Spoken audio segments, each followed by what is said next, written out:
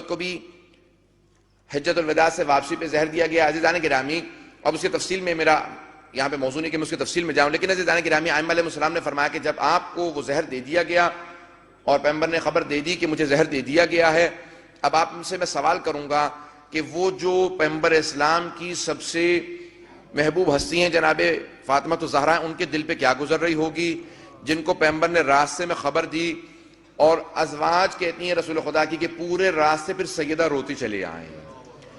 کسی بیٹی کے لیے باپ کی شہادت کی خبر برداشت کرنا بہت مشکل ہوتا ہے. میں نے جملہ 2-3 شب پہلے پیش کیا تھا جناب ابراہیم کا، کہ جب خلیل خدا سے بھی سوال کیا جناب جبرائیل نے کہ اے اللہ کے خلیل، اللہ نے آپ کو اپنا دوست کہا ہے، کوئی حسرت ہے؟ کہا ایک حسرت ہے. کیا کون سی حسرت ہے؟ کہا کاش اللہ مجھے ایک بیٹی دے دیتا، کیونکہ باپ کے جنازے کی زینت بیٹیاں ہوا کرتی ہیں. جس طرح سے بیٹیاں روتی ہیں ویسے کوئی نہیں رو سکتا. آج میں تفصیل سے مسائل کو پیش کرنا چاہتا ہوں. اگر 15-20 منٹ مسائل کے لیے لوں تو کوئی رونے میں بخل نہ کرے. آج کوئی تھک کے نہ روئے. آج کائنات کی رحمت کی شب شہادت ہے، شب وصال ہے. آج کوئی بھی ایسا محسوس نہ کرے جن کو سب نے یاد کر کے گریہ کیا ہے. اس سے پہلے کہ میں جناب ختم مرتبت کے مصائب کو پیش کروں، صرف ایک روایت کو پیش کروں گا. تو فرمایا کہ بیٹیاں زینت ہوتی ہیں باپ کے جنازے کا. باپ کے جنازے کی زینت بیٹیاں ہیں. عزیزان گرامی، کون کون سی بیٹیاں باپ کے جنازے پہ روئی ہیں؟ تاریخ نے ذکر کیا ہے بہت سی بیٹیوں کا کہ جو باپ کو یاد کر کے بہت روئی ہیں. اس سے پہلے کہ میں جناب سیدہ کے جملوں کو پیش کروں، میں اور صرف بیٹیوں کا اشارتاً ذکر کرنا چاہتا ہوں. کون کون سی بیٹیاں ہیں؟ ایک جناب یوسف کی بیٹی ہیں جن کا نام رحمہ تھا. وہ جناب ایوب کی زوجہ تھیں. جب جناب ایوب بیمار ہو گئے نا اور سارے بیٹے مارے گئے، محل گر گیا، ان کا فصلیں اجڑ گئیں اور وہ زحمتیں کرنے لگیں کیونکہ شوہر بیمار تھے، اب وہ کام کرتی تھی. تو ہر بیٹی کو حسرت سے احساس ہوتا ہے نا کہ کاش میرے بابا سر پہ ہوتے تو پھر مجھے یہ زحمتیں کرنی نہ پڑتی، میں گھروں میں کام نہ کرتی. باپ بوڑھا بھی ہونا تو پھر بیٹیوں کو ایک ڈھارس ہوتی ہے، میرا باپ میرے سر پہ موجود ہے. یتیمی کا احساس مردوں سے زیادہ بیٹیوں کو ہوتا ہے، بیٹوں سے زیادہ بیٹیوں کو ہوتا ہے. عزیزان گرامی، تاریخ میں بہت سی بیٹیوں کا احساس ہے. تاریخ نے ایک اور ذکر کیا ہے. کچھ ایسی بیٹیاں ہیں جیسے جناب معصومہ قم ہیں. جب 14 برس مسلسل امام موسیٰ کاظم زندان میں تھے تو امام رضا علیہ السلام اپنے گھر کے صحن میں ہمیشہ آرام فرما رہتے تھے. پوچھا مولا کیا بات ہے، آپ صحن میں کیوں رہتے ہیں؟ کہا میری بہنوں کو شدت سے احساس ہے ہمارے بابا زندان میں ہے. میری بہنوں کو بڑا شدت سے احساس ہے. ہر عید پہ جتنی میری بہنیں تڑپتی ہیں کہ عید پہ باپ سے عیدی مانگتے. عزیزان گرامی، اگر یہاں بیٹیاں تڑپ رہی ہیں تو وہاں بابا نہیں تڑپ رہے ہوں گے؟ کوئی بغداد کے زندان میں باپ تڑپتا تھا کہ میری بیٹیاں میرے انتظار میں. عزیزان گرامی، تاریخ نے بہت سی بیٹیوں کا ذکر کیا ہے. ایک اور بیٹی کا ذکر کر دوں. تاریخ نے 2 سے 3 بیٹیوں کا ذکر کروں گا تاکہ آپ کو احساس ہو سکے جناب سیدہ کے مصائب کا کہ بی بی کیسے باپ پہ رو رہی ہوں گی. میں صرف اس لیے تمہیداً جملے پیش کر رہا ہوں. میں نے کہا نا آج کوئی رونے میں بخل نہ کرے. آج سب ایسے روئیں جیسے جناب سیدہ کو پرسہ دینے کا حق ہے. بی بی کیسے روئی تھی، کیسے بابا کو یاد کرتی تھی. آج سب بی بی کو پرسہ دیں گے نا. آج 2 ہستیوں کو پرسہ دینا ہے، ایک جناب سیدہ کو، دوسرے امام زمانہ کو. آج دونوں کو پرسہ دینا. جملوں پیش کروں گا.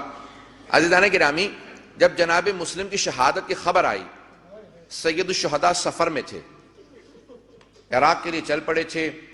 روزے یوم عرفہ تھا، جناب مسلم کی شہادت ہوئی. عید آنے والی تھی. جب جناب مسلم کی شہادت کی خبر آئی تو سید الشہداء نے فوراً آواز دی کہ بھیا عباس خیمے نصب کر دو، آج رات ہم یہیں رکیں گے. جب جناب سید الشہداء کے چہرے کو دیکھا نا کہ آنکھیں سرخ ہیں، مولا بار بار آنسو صاف کریں. جناب عباس مزاج امامت سمجھتے تھے. کہا مولا کیا بات ہے، مجھے بھی بتائیے. کہ عباس کوفے سے بہت بری خبر آئی ہے. میں نے بعض بزرگ علماء سے یہ بھی سنا ہے کہ ختم مرتبت نے اپنی 2 انگلیاں بلند کیں. جب جناب مسلم کی شہادت ہو رہی تھی فوراً دکھایا کہ عباس دیکھو کیا ہو رہا ہے. جب دیکھا تو جناب عباس نے فوراً، غیرت ہاشمی تھی نا، جناب عباس فوراً بولے کہ مولا کوئی بڑا ہی مظلوم آدمی ہے، ہاتھ پشت پہ بندھے ہوئے ہیں، گھٹنے زمین پہ ہیں، کسی دارالعمارہ کی چھت پہ اس کا سر جھکا ہوا ہے. فوراً جناب سید الشہداء نے کہا عباس ذرا غور سے دیکھو، کیونکہ سر جھکا ہوا تھا۔ جناب عباس نے غور سے دیکھا، کہا مولا یہ تو میرا بھائی مسلم ہے، مولا جس اعجاز سے آپ نے مجھے دکھایا ہے مجھے وہاں پہنچا دیجیے، میرا بھائی اکیلا ہے۔ کہا عباس ذرا اور غور سے دیکھو، کہا مولا جہاں دارالامارہ کی چھت پہ مسلم ہے نا، وہاں نیچے دارالامارہ کی زمین کے اوپر کوئی بی بی اپنے برقعے کا دامن پھیلا ہے، برقعے کا دامن پھیلائے کھڑی ہے۔ کہا عباس یہ میری ماں زہرا ہے۔ عزیزان گرامی، جناب عباس نے علم نصب کیے۔ مجھے جن جملوں کو پیش کرنا ہے، میں نے کہا بیٹیوں کا احساس دلانا چاہتا ہوں، آج تفصیل سے پیش کرنا چاہ رہا ہوں، اگر تھوڑا سا وقت زیادہ لوں تو مجھے معاف کیجیے گا۔ جناب عباس نے سارے خیمے نصب کیے۔ جب خیمے نصب کر دیے تو جناب سید الشہداء نے کہا عباس ذرا میری بہن زینب کو بلا لاؤ۔ آئے جناب عباس کا بی بی، آپ کو مولا نے بلایا۔ جب جناب زینب آئی نا، بھائی کی حالت دیکھی، سمجھ گئیں۔ کہا بھیا سب خیریت ہے؟ کہا کہ زینب ذرا میری بہن رقیہ کو بلا دو۔ بی بی سمجھ گئیں کہ بری خبر دینا ہے۔ اب جس کیفیت میں جناب زینب گئی ہوں گی اپنی چھوٹی بہن کے پاس، کہا رقیہ تمہیں بھیا حسین نے بلایا ہے۔ جناب رقیہ نے کیا کیا کہ اپنی بیٹی کو ساتھ لیا، کہا کہ ماموں نے بلایا میرے ساتھ چلو۔ نام کیا لکھا ہے؟ کچھ نے لکھا ہے عاتقہ نام تھا، کچھ نے لکھا ہے حمیدہ خاتون نام تھا، جناب مسلم کی یتیمہ بچی کا۔ جناب رقیہ نے بازو پکڑا، کہا چلو میرے ساتھ چلو، اگر دیکھ سکے میری طرف جملے کو دیکھیے گا، سنیے گا، اگر دیکھ کے سن سکیں۔ فوراً انگلی پکڑی لے کے آئیں۔ جیسے ہی جناب سید الشہداء نے بہن کو آتے دیکھا، اپنی مسند سے کھڑے ہوئے اور آنکھوں میں آنسو آئے۔ جیسے ہی جناب عاتقہ کے سر پہ ہاتھ رکھا نا، ہاشمی بچی تھی، سمجھ گئی کہ بری خبر ہے۔ کہا مامو جان میرے بابا خیریت سے؟ میرے بابا خیریت سے؟ کہا بیٹی آج سے میں تیرا باپ ہوں، یتیمی کا احساس نہ کرنا، تیرے سر پہ ماموں کا سایہ موجود ہے۔ جن جملوں کے لیے میں نے زحمت دی ہے، یہ ساری تمہید باندھی ہے، اب جملوں کو پیش کرنا چاہتا ہوں، اگر دیکھ سکے سن سکیں، آنکھیں بند کر کے تصور کر سکیں، اگر آپ ایک لحظے کی زحمت دوں گا۔ آواز دی کہ بہن زینب ذرا میری صندوقچی لا دیں۔ بی بی نے صندوقچی لا کے دی۔ میرے مولا نے صندوقچی کو کھولا، بالیاں نکالی، بالیاں نکال کے اپنے ہاتھوں سے جناب عاتقہ کے کانوں میں پہنائی۔ جب بالیاں پہنائی نا تو وہاں قریب میں ایک 4 برس کی بچی کھڑی دیکھ رہی تھی۔ وہ سمجھ گئی جب کوئی بچی یتیم ہوتی ہے اس کے سر پہ شفقت کا ہاتھ رکھا جاتا ہے، اس کے کانوں میں بالیاں پہنائی جاتی ہیں، لیکن بچی کو کوئی بتانے والا نہیں تھا یہ حسین کا کردار ہے۔ جب شام غریبہ آئی اسی بچی نے دیکھنا شروع کیا، اب میں یتیم ہو گئی ہوں، میرے کوئی سر پہ ہاتھ رکھے گا، مجھے کوئی بالیاں پہنائے گا۔ اتنے میں شمر آیا، جب اس نے بچی کے سر پہ ہاتھ رکھا بی بی کا بالوں کو چھڑانا مشکل ہو گیا۔ جب اس نے بالیاں نوچی بی بی نے فوراً فرات کا رخ کیا، کہا چچا عباس، چچا آ کے دیکھو میرے کانوں سے خون بہ رہا ہے۔ اب احساس ہوا یتیمہ بیویوں کے ساتھ کیا کیفیت ہوتی ہے۔ اب میں ایک اور جملے کو پیش کروں گا، بہت سی بیویوں کا پیش کر سکتا تھا۔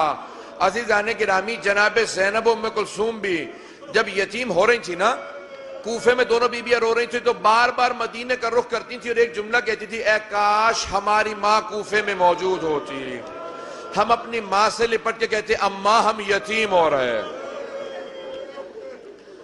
خدا سوائے غم شبیر کے کوئی غم نہ دے۔ میں نے یہ ساری تمہید باندھی ہے صرف اس ایک جملے کے لیے۔ عزیزان گرامی، اب ذرا ایک مرتبہ جناب سیدہ سے متعلق سوچئے گا۔ ختمی مرتبت نے کہا، کیا فرمایا جناب ختمی مرتبت نے؟ کہا سیدہ مجھ سے سب سے پہلے آپ آ کے ملے گی۔ بی بی نے کہا اب میں نے آنسوؤں کو خشک کر لیا بابا، مجھے آپ کی جدائی کا غم تھا۔ کہ آپ سے جدا ہو رہی ہوں، اب مجھے کوئی غم نہیں، میں آپ سے قریب جلدی آ جاؤں گی۔ عزیزان گرامی، اب ذرا تصور کیجئے گا، میں تمہیداً جو جملے پیش کرنا چاہتا ہوں، جناب سیدہ کو جب خبر دی نا پیغمبر اسلام نے مجھے زہر دے دیا گیا ہے، تو بار بار جناب سیدہ قریب آتی، کہا بابا آپ کے سینے میں تکلیف ہوگی، زہر دے دیا گیا ہے۔ کہا بیٹی جب زہر دے دیا جاتا ہے نا تو کلیجے میں تکلیف ہونے لگتی ہے۔ عزیزان گرامی، پھر پیغمبر اسلام نے دونوں نواسوں کو دیکھا، کہا میری لخت جگر تمہیں ان دونوں کا غم دیکھنا ہوگا، کہ روز قیامت جب تم تشریف لاؤ گی نا میدان محشر میں، بیٹی ایک کا جگر نظر آئے گا، دوسرے کی رگیں نظر آئیں گے۔ اب پیغمبر کیسے خبر دے رہے ہوں گے بیٹی کو، کہ ایک کا جگر نکلتا نظر آئے گا، آج رات جگر کی ہے نا، کہ دوسرے کی رگیں کٹتی نظر آئیں گی۔ بی بی نے بہت تڑپ کے یاد کیا، دونوں بیٹوں کو دیکھا، کہ بابا اس کی رگیں اور اس کا جگر، ہاں بیٹی حسن مجتبیٰ کا جگر نظر آئے گا، حسین کی رگیں کٹتی ہوئی نظر آئیں گی۔ عزیزان گرامی، بی بی کیسے یاد کرتی ہوں گی، بار بار کسی کے جگر پہ ہاتھ رکھتی ہوں گی، بار بار کسی کی رگوں پہ ہاتھ رکھتی ہوں گی۔ بس میں جملوں کو یہاں پہ روک کے پیش کر رہا ہوں۔ عزیزان گرامی، ایک ایسا وقت آیا، ختمی مرتبہ کے آخری ایام تھے، آج کی شب تھی، کہ بار بار دونوں نواسے آ کے سینے سے لگ جاتے تھے۔ جب دونوں نواسے سینے سے لگتے تھے نا تو ایک مرتبہ جناب سیدہ آئیں، کہا میرے جگر کے ٹکڑوں، اے حسن اے حسین، نانا کے سینے پہ مت جاؤ، میرے بابا کے سینے میں تکلیف ہے۔ ایک مرتبہ ختمی مرتبت نے آواز دی کہ سیدہ میرے نواسوں کو آنے دو، جب یہ میرے سینے سے لگتے ہیں مجھے ٹھنڈک محسوس ہوتی ہے، ان کے میرے سینے سے لگنے سے مجھے ٹھنڈک محسوس ہوتی ہے۔ بار بار کبھی حسن مجتبیٰ کو سینے سے لگاتے تھے، کبھی حسین کو سینے سے لگاتے تھے، کبھی کسی کے جگر کا تصور کرتے تھے، کبھی کسی کی رگوں کا تصور کرتے تھے۔ بس میں رات گزر رہی تھی، ختم مرتبت کہہ رہے تھے اے علی آپ خود اپنے ہاتھوں سے مجھے غسل دیجئے گا، آپ مجھے کفن دیجئے گا، یا علی آپ میرا جنازہ پڑھائیے گا، یا علی مجھے گھر میں دفنا دیجئے گا۔ اب دونوں نواسے ایک بات سن رہے تھے، پیغمبر اسلام فرما رہے ہیں یا علی مجھے گھر میں دفنا دیجئے گا۔ اب کوئی نواسا سوچ رہا تھا میں اپنے نانا کے ساتھ دفن ہونا چاہتا ہوں، اس نواسے کو کوئی بتائے آپ کے جنازے پہ 72 تیر مارے جائیں گے۔ بس بھئی یہی تو فرق تھا نا دونوں نواسوں میں، ایک کے لاشے میں تیر لگ رہے تھے، دوسرے کا لاشا تیروں پہ بلند تھا۔ اجرکم اللہ۔ بس بھی میں نے تمام کر دیا، 5 سے 7 منٹ کی زحمت دوں گا، زیادہ زحمت نہیں دوں گا۔ شب وصال ہے ختمی مرتبت کی، آج پیغمبر اسلام کو چند باتوں کا بڑا صدمہ ہوگا۔ ایک، جب بھی اپنی بیٹی زہرا کی قبر دیکھتے ہوں گے، میں جملے کو پیش کروں اس سے پہلے کہ میں شہادت کے جملوں کو پیش کروں پیغمبر کی، آخری جملوں کو پیش کر رہا ہوں، 5 سے 7 منٹ میں نے آپ سے وعدہ کر لیا، اس سے زیادہ زحمت نہیں دوں گا۔ عزیزان گرامی، امام حسن مجتبیٰ سے کسی بہت بڑے واعظ نے سوال کیا جب خواب میں دیکھا کہ مولا آپ کا سب سے بڑا مصائب کون سا ہے؟ مولا میں آپ کے رونے والوں کو بتاتا ہوں کہ آپ کو زہر دیا گیا تھا۔ کہا نہیں میرا سب سے بڑا مصائب نہیں ہے۔ کہا مولا میں یہ بتاتا ہوں کہ آپ کے جگر کے ٹکڑے نکل آئے تھے۔ کہا نہیں میرا سب سے بڑا مصائب نہیں۔ کہا مولا میں یہ بھی بتاتا ہوں کہ ایک ہی جنازہ ہے جو گھر سے گیا پھر گھر واپس آ گیا۔ کہا نہیں یہ بھی میرا سب سے بڑا مصائب نہیں ہے۔ کہا مولا پھر میں نہیں جانتا آپ کا سب سے بڑا مصائب کون سا ہے۔ کہا جب میرے رونے والوں کے پاس جانا تو کہنا مدینہ شہر تھا، شہر کی ایک گلی تھی، گلی کے دروازے پہ آگ لگی تھی۔ میرے رونے والوں سے کہنا کہ جلتے ہوئے دروازے کے پیچھے حسن مجتبیٰ کی ماں کھڑی تھی۔ میرے رونے والوں سے کہنا حسن مجتبیٰ دیکھ رہے تھے جب ماں پہ جلتا ہوا دروازہ گرا۔ اجرکم اللہ۔ بس میں نے تمام کر دیا، 5 سے 7 منٹ کی میں نے وعدہ کیا تھا آپ کو زحمت کا۔ اب کسی آنکھ میں کوئی ایسی آنکھ نہ جس میں آنسو نہ آئے۔ جناب ختمی مرتبت کا آخری وقت ہے، بار بار بیٹی کو بلاتے ہیں، کبھی پیشانی کا بوسہ دیتے ہیں، کبھی ہاتھوں کو چومتے ہیں، کبھی اس پہلو کو دیکھتے ہیں، پھر آواز دے کے کہتے ہیں او مسلمانوں میری بیٹی کو نہ رلانا۔ بس بھی ایک مرتبہ پیغمبر اسلام نے ایک دروازے کی طرف دیکھنا شروع کیا، کہا بیٹی کیا بات ہے بار بار دروازے پہ کیوں جاتی ہیں؟ کہا بابا کوئی عربی ہے دروازے پہ کھڑا ہے، بار بار آ کے دروازے پہ دستک دیتا ہے، جب میں دروازے پہ پوچھتی ہوں کیا بات ہے کیوں آئے ہو، کہتا ہے مجھے رسول خدا سے ملنا ہے۔ میں کہتی ہوں واپس چلے جاؤ میرے بابا بیمار ہیں۔ کہا بیٹی آپ نے دیکھا وہ دروازے پہ کون ہے؟ کہا بابا میں نگاہوں کو بلند نہیں کرتی۔ کہا بیٹی یہ آپ کی تعظیم میں اجازت مانگ رہا ہے، یہ کسی دروازے پہ اجازت نہیں مانگتا، بیٹی یہ ملک الموت ہے، بیٹی یہ ملک الموت کسی دروازے پہ اجازت نہیں مانگتا، بغیر اجازت کے آتا ہے۔ اور مسلمانوں جناب سیدہ کے دروازے پہ ملک الموت بھی اجازت لے کے آتے، کوئی دروازے پہ آگ نہ لگانا۔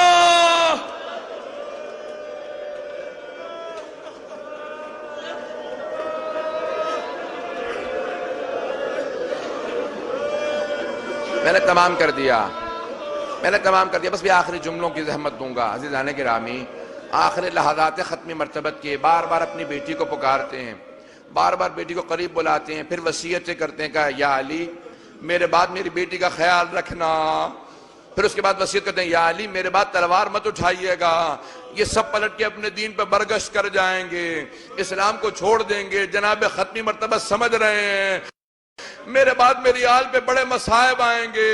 کہ یا علی ہمت رکھیے گا، صبر کا دامن نہ چھوڑیے گا، مولا کو وصیت نہیں کر رہے، امت کو بتا رہے ہیں میرے بعد میری آل کا کیا ہونے والا ہے۔ کہ یا علی میرے ان دونوں نواسے یہ آپ کو میں نے سونپ دیے، یہ دونوں آپ کے ہیں، میرے بیٹے ہیں، بس بھئی امت کو وصیت کر رہے ہیں علی مرتضیٰ کے ذریعے میری امت پہ کبھی بھی کوئی میری امت سے میری آل پہ ظلم نہ کرے، میری قبر سے دور نہ کرے۔ بس بھی آخری وصیت ہے کہ یا علی مجھے میرے گھر میں دفنا دیجئے گا۔ ایک مرتبہ پیغمبر کی وصیت کرنا تھی، پیغمبر اسلام کے آخری لحظات ہیں، آج یہ 28 صفر کی شب ہے، مجھے نہیں معلوم امام حسن و حسین کس طرح سے جناب سیدہ کے گرد جمع ہوں گے، لیکن روایت کے الفاظ ہیں کہ جناب ختمی مرتبہ ایک مرتبہ آخری مرتبہ بلایا، کہا یا علی آپ نے اپنے سب بچوں کے نام مجھ سے رکھوائے ہیں نا، اس کا نام میں نے حسن رکھا ہے، اس کا نام میں نے حسین رکھا ہے، یہ زینب ہے، یہ ام کلثوم ہے، یا علی میں ایک اور بچے کا نام رکھ کے جانا چاہتا ہوں، یہ حسن حسین ہے، میں نے اس بچے کا نام محسن رکھا ہے، یا علی اس کی شہادت بھی ہو جائے پھر بھی نام محسن رکھیے گا، میری ذریت میں میرا تیسرا بیٹا محسن ہے، میرے اس نواسے کا میں ابھی سے آپ کو پرسہ دیتا ہوں۔ یا رسول خدا میں کہوں گا بیٹوں کو مت بتائیں، جلتے ہوئے دروازے اور دیوار کے بیچ میں کسی محسن کی شہادت ہوگی۔ بس بے پیغمبر کو اس بات کا بڑا صدمہ تھا، آخری جملوں کی زحمت عزیزان گرامی، ایک رات کے اندر ایک لحظہ آیا، جناب ختمی مرتبت نے کہا یا علی مجھے لٹا دیجئے، میں یہاں پہ اب آخری لحظہ ہے، جناب سیدہ تڑپ کے رونے لگی، کبھی امام حسن مجتبی آگے بڑھ کے گلے سے لپٹ کے روتے تھے، کبھی امام حسین ایک مرتبہ امیر المؤمنین تعظیماً کھڑے ہوئے کہ السلام علیکہ یا رسول اللہ۔ جب سب سمجھ گئے کہ جناب رسول خدا کی روح پرواز کر رہی ہے، ایک مرتبہ پورا کمرہ معطر ہوا، جب سب کے سب زمین پہ بیٹھ کے رونے لگے، جناب سیدہ نے کہا دروازے بند کر دو، میں نہیں چاہتی کوئی مجھے روتا سنے، میں نہیں جانتا بی بی نے کیا بیان کیے ہوں گے، لیکن میں بیان سناتا ہوں، بی بی نے اپنے بالوں کو بکھرایا ہوگا، کہا ہوگا بابا آپ نے ہمیں داغ مفارقت دے دیا، اب بی بی کے اشعار کے جملے سن لیجئے، سبت علیہ مصائب اللہ عنہ، بابا آپ کے بعد اتنے مصائب آئے، اگر رات پہ آتے، اگر دن پہ آتے وہ رات پہ تبدیل ہو جاتی، پہاڑوں پہ آتے وہ ریزہ ریزہ ہو جاتے۔ عزیزان گرامی آج اگر کبھی کوئی تصور کر سکے، ذرا ایک مرتبہ جنت البقیع کا رخ کرے، ایک ٹوٹی ہوئی قبر سے کہے بی بی ہم پرسہ دینے آئے ہیں، اے امام زمانہ آپ کو آپ کی دادی زہرا کا واسطہ ہمارا پرسہ قبول فرمائے۔ ألا لعنة الله على القوم الظالمين. وسيعلم الذين ظلموا أي منقلب ينقلبون.